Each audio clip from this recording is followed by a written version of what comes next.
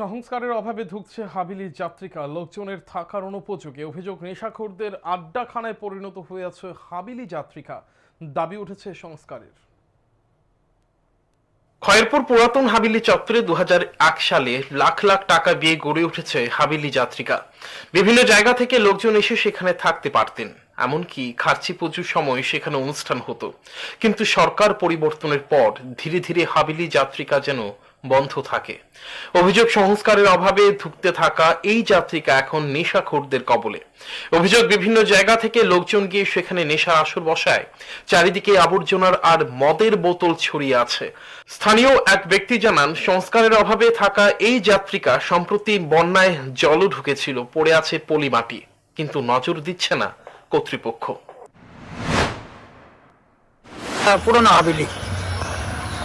এটা কি হইতো তোকে? এখানে লোকজন আয়া থাকতো, এছাড়া মেলা এলে এখানে অনুষ্ঠান হইতো। এখন তো এটা বদ্ধ হয়ে রয়েছে, এটা তো এখন কোনো কিছু করে না, অকেজ হয়ে রয়েছে।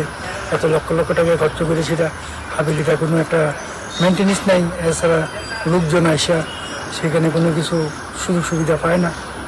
কতক্ষণ মানে কোন সময় এটা এটা 21-এ করছে, আজকে 25 চলে। সরকারি অর্থ দিয়ে গড়ে ওঠা এই হাবিলি যাত্রিকাকে নেশাখোরদের কবজা থেকে মুক্ত করে সংস্কারের মাধ্যমে নতুনভাবে চালু করার দাবি উঠেছে। Report, news today.